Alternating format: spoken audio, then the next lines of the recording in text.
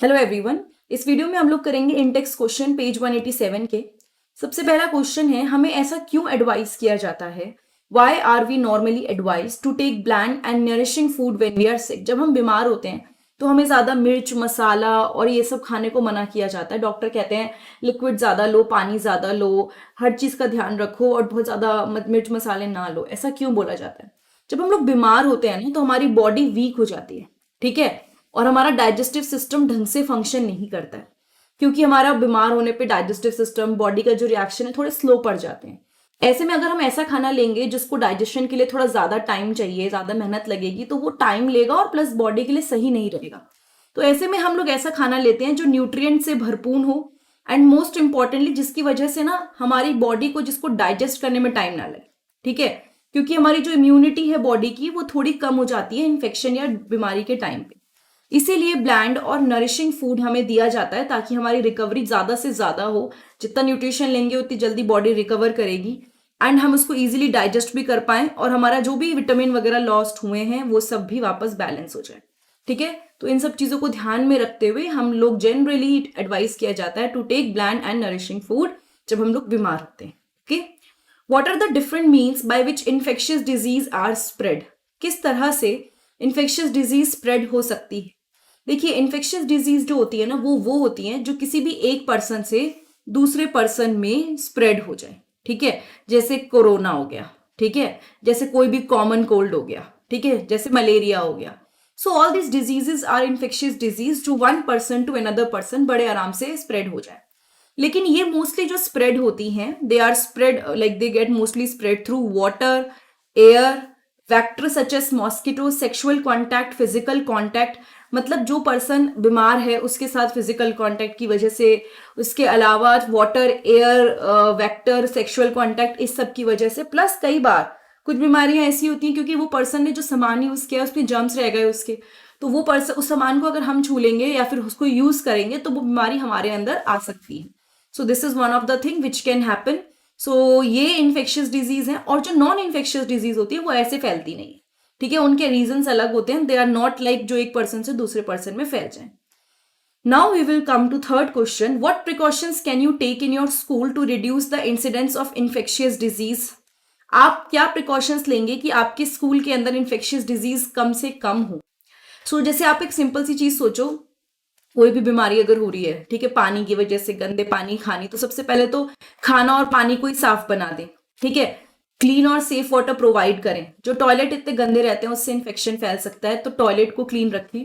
बिल्कुल uncovered food का consumption बिल्कुल मना कर दें, avoiding consumption of uncovered food and eatables, ठीक है। इसके अलावा बच्चों को बताएं, एडुकेट करें कि भाई क्या क्या प्रॉब्लम हो सकती है, क्या क्या बीमारियां हैं, किस तरह से बचा जा सकता है। क्योंकि कोरोना में सबने मास्क क्यों लगाया? बिकॉज उसके बारे में बहुत अवेयरनेस फैल चुकी थी कि मास्क लगाने से ये प्रॉब्लम नहीं होगी और कम हो जाएगी।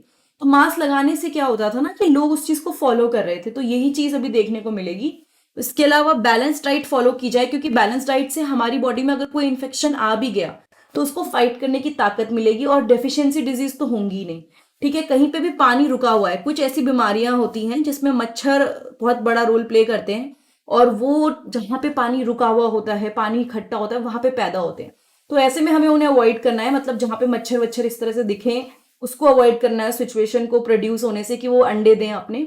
और उसके अलावा ऐसा क्लीन इन्वायरमेंट प्रोवाइड करना जिसमें बच्चों के आसपास मॉस्किटो वगैरह ना फैले, ना बढ़े, क्योंकि कितना भी कोशिश कर लो वो ऐसी बीमारी है जो अगर होगी तो काफी खतरनाक साबित हो सकती है, चाहे वो मलेरिया हो, चाहे वो डेंगू हो, चाहे वो चिकनगुनिया हो। सो इन सब चीजों का ध्यान रखना पड़ता है, ठीक है ना। तो ये सारे फैक्टर्स हैं जिससे हम लोग थोड़ा ध्यान रख सकते हैं। Now what is immunisation? देखो, एक सिंपल सा फंडा होता है, पहले मैं सिंपल लैंग्वेज में समझाऊंगी फिर मैं आपको बुकिश लैंग्वेज में समझाऊंगी। इम्यूनाइजेशन का मतलब होता है, सपोज किसी के अंदर, जैसे किसी ने, आपने सुना होगा कि किसी को चिकन पॉक्स हो जाता है, ठीक है, किसी को चिकन पॉक्स हो जाता है, तो क्या देखने को मिलता है कि उसको सेकेंड टाइम नहीं होता है। मोस्टली केसेस की बात कर रही हूँ, कई लोगों में दोबारा हुआ भी है, बट मोस्टली केसेस में ये होता है कि अगर किसी को एक बार चिकन पॉक्स हो गया तो दोबारा नहीं होगा। तो यहाँ पे क्या हुआ, जब उसको पहली बार चिकन पॉक्स हुआ तो उसकी बॉडी ने कुछ नई चीजें फॉर्म कर ली, उनको हम लोग सिंपल लैंग्वेज में एंटीबॉडी बोलते हैं। एंटीबॉडी फॉर्म करने से अगली बार जब चिकन पॉक्स दोबारा आएगा तो ये एंटीबॉडी उससे फाइट करेगी, इसलिए बीमारी ये वाली दूसरे इंसान को नहीं होती है। तो इम्यूनाइजेशन में हम लोग क्या करते हैं, हम वैक्सीनेशन ले लेते हैं या फिर हम लोग वो दवाइयाँ ऐसी ले लेते हैं, जैसे हर जगह वैक्सीनेशन की नहीं, जैसे पोलियो वैक्सीन है तो पोलियो वैक्सीन ओरली लिया जाता है। तो जब वो ले लिया तो बॉडी के अंदर क्या हो गया ना, उसको लेने की वजह से बॉडी के अंदर कुछ चीजें ऐसी प्रोड्यूस हो गई जैसे कि एंटीबॉडी जैसी, जो फाइनली इन्फेक्शन से फाइट करेगी। ठीक है, और जब वो फाइनली इन्फेक्शन से फाइट करेगी तो हम लोग क्या कर सकते हैं, खुद को बचा सकते हैं उससे, किसी भी तरह की प्रॉब्लम होने से। ठीक है, सो यहाँ पे है, तो the method to boost our immune system with the help of vaccine that help the body to fight against infectious disease is called immunisation. जब हम लोग वैक्सीनेट होते हैं या फिर इम्यूनाइजेशन करवाते हैं, हमारी बॉडी फ्यूचर में आने वाले खतरे के लिए तैयार रहती। इस तरह से हम कई सारी बीमारियों से बच जाते हैं। What are the immunization program available at the nearest health center in your locality? Which of the diseases are major health problem in your area? तो इसके मल्टीपल आंसर्स हो सकते हैं, बट एक कॉमन एग्जाम्पल लिख सकते हैं कि इम्यूनाइजेशन होता है, सबसे कॉमन जो इम्यूनाइजेशन देखा जाता है, जो घर पे हर किसी के घर पे तक आके दिया जाता था, दैट इज पोलियो ड्रॉप्स। ठीक है, पोलियो का वैक्सीनेशन करने बच्चों को बचपन में ही करवा देते हैं ताकि उनको कोई प्रॉब्लम ना हो। For children tetanus, diphtheria and whooping cough जैसी प्रॉब्लम्स हैं जिसका वैक्सीनेशन होता है। प्रेग्नेंट वुमेन के लिए hepatitis B plus, there are many other मतलब ऐसे वैक्सीनेशंस वगैरह जिससे बच्चों को कोई प्रॉब्लम ना हो। ठीक है, the disease like typhoid, polio, measles are the major health problem in our locality. कई बीमारियां जैसे कि टाइफॉइड, पोलियो, मीजल्स, ये सब क्या है, मेजर हेल्थ प्रॉब्लम्स हैं हमारी लोकेलिटी। ठीक है बच्चा, ये समझ में आया? So I think we are done with the in text question of page 187।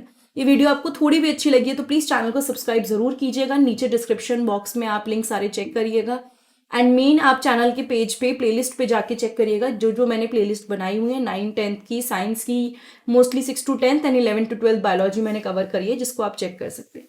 Thank you so much, have a nice day, I will see you next time in the next video.